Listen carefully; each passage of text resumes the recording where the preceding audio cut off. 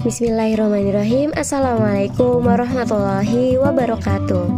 Perkenalkan, nama saya Lia Febriani, NPM 251040191, mahasiswi semester 4 kelas D, Program Didikan Manajemen Bisnis Syariah, Fakultas Ekonomi dan Bisnis Islam, Universitas Islam Negeri Raden Intan Lampung. Dalam video kali ini saya akan memaparkan mengenai analisis pengelolaan sumber daya alam yang dapat diperbarui pada sektor budidaya kakao dan peran kakao Indonesia di pasar global. Video kali ini dimaksudkan untuk memenuhi form penilaian ujian akhir semester mata kuliah Green Economy and Trade yang diampu oleh Bapak Alif Rohman Setianto, SEME. Baiklah, tanpa membuang banyak waktu, langsung saja kita masuk ke pembahasan pertama, yakni mengenai sumber daya alam yang dapat diperbarui.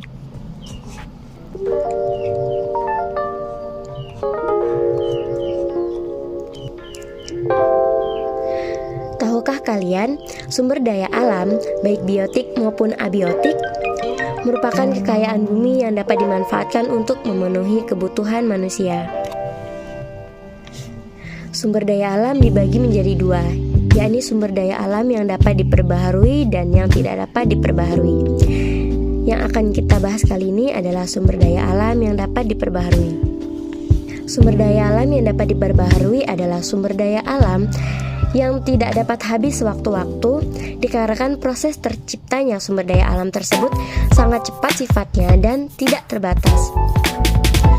Sumber daya ini dapat tumbuh dan dapat dibuat kembali, contohnya seperti hewan, tumbuhan, air, dan udara. Salah satu contoh sumber daya alam terbarukan di sektor tumbuhan adalah tanaman kakao, di mana tumbuhan kakao dapat dibudidayakan dan bisa tumbuh dengan cukup cepat sehingga sumber daya alam ini akan terus terbarukan. Kakao atau dengan nama latinnya Theobroma cacao L adalah pohon budidaya perkebunan yang berasal dari Amerika Selatan. Namun saat ini ditanam di berbagai kawasan tropis. Dari biji tumbuhan ini dihasilkan produk olahan yang kita kenal sebagai coklat. Kakao mengandung antioksidan yang tinggi dan bersifat anti radang. Berkat kandungan dan sifatnya tersebut, kakao dipercaya dapat mencegah pertumbuhan sel kanker dalam tubuh dan menangkal efek kerusakan sel sehingga risiko terkena kanker menjadi lebih kecil. Kakao mulai diperkenalkan oleh orang-orang Spanyol ke Indonesia pada tahun 1560 di Minahasa, Sulawesi Utara. Pada tahun 1825 hingga 1838, Indonesia telah mengekspor sebanyak 92 ton kakao dari pelabuhan Manado ke Manila.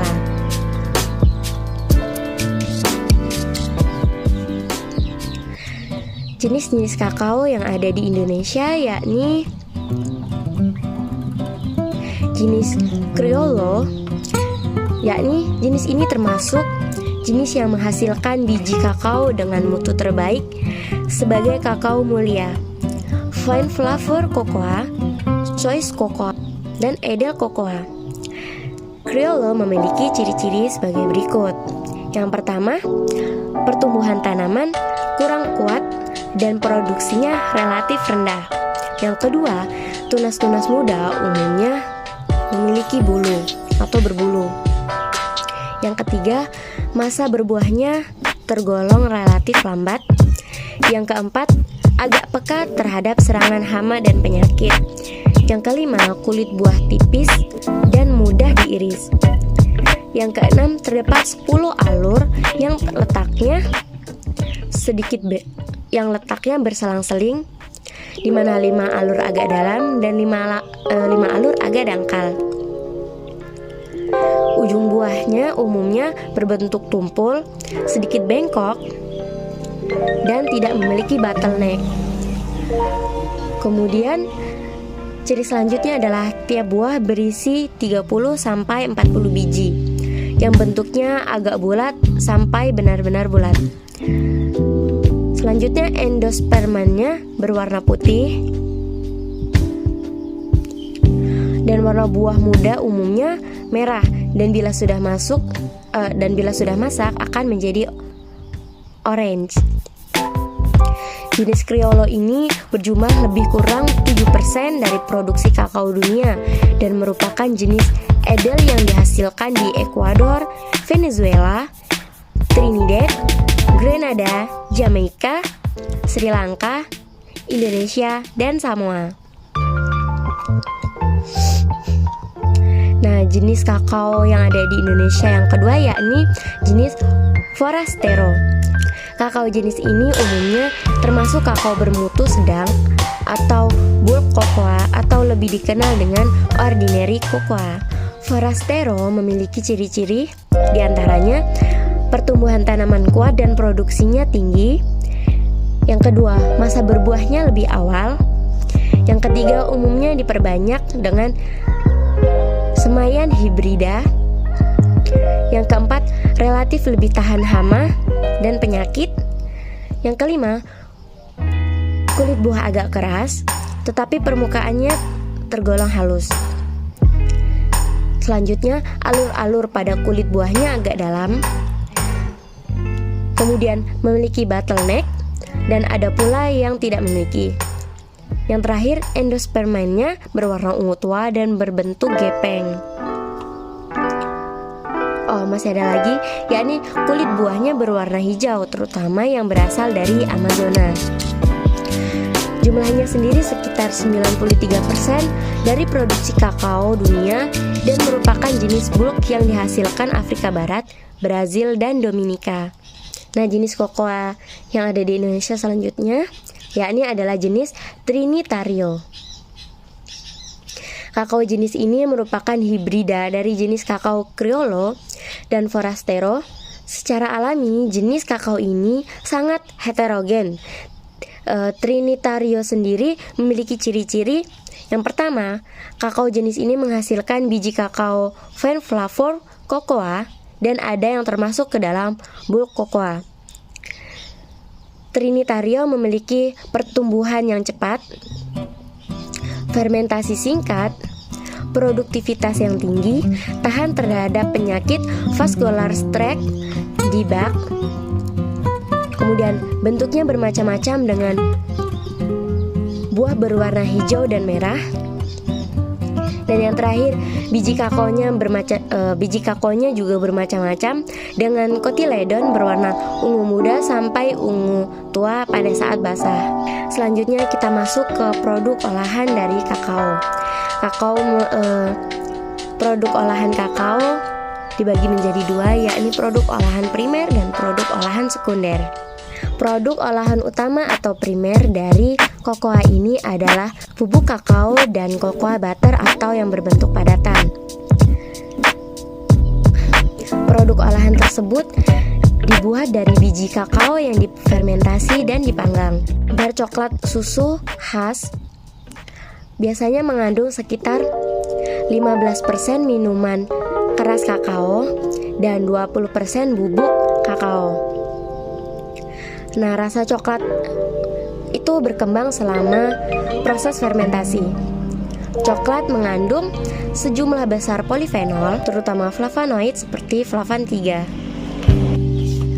Polifenol bertanggung jawab atas kepahitan dan astringensi pada biji kakao mentah. Polifenol dapat ditemukan dalam jumlah yang sangat tinggi sehingga biji mentah tidak dapat langsung dimakan. Selanjutnya kita masuk ke produk olahan kedua atau yang sekunder dari kakao. Kakao yang berbentuk bubuk bisa digunakan dalam pembuatan kue, es krim, makanan ringan, susu, dan lain-lain.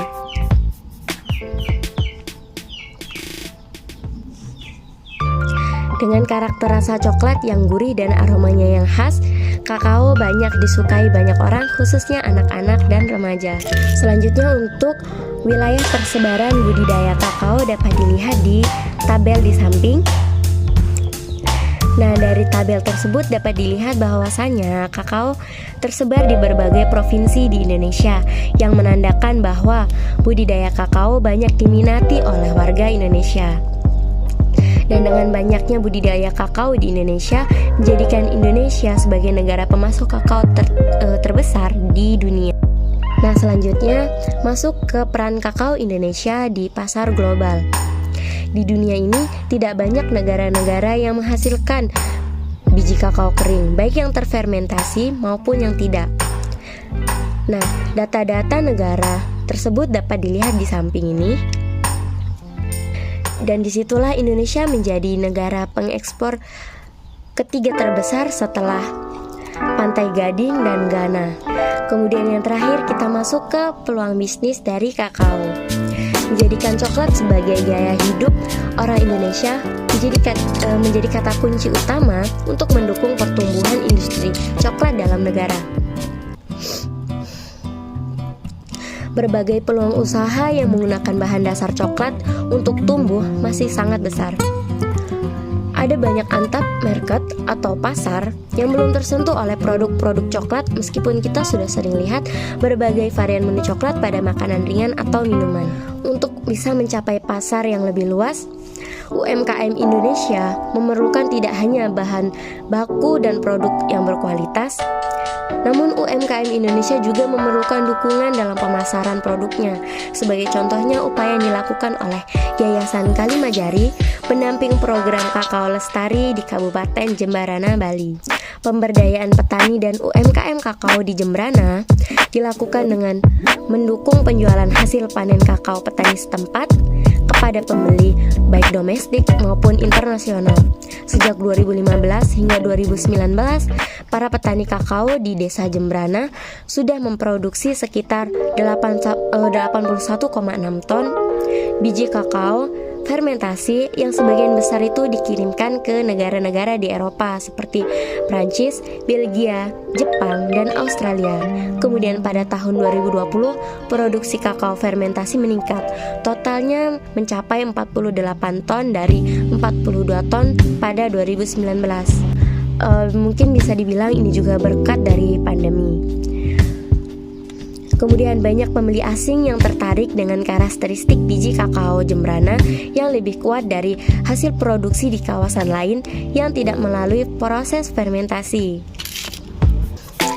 Desa Jembrana juga merupakan satu-satunya komunitas produsen biji kakao terbesar di Indonesia yang melakukan proses fermentasi sebelum biji tersebut diproses ke tahap selanjutnya sehingga menjadi cacahan atau nibs. Nah, pandemi tahun lalu sempat memukul keberlangsungan pemesanan dari penjualan biji kakao Jembrana. Namun komunitas ini berhasil bangkit lagi berkat dukungan konsumen loyalnya yang datang dari Eropa dan Amerika.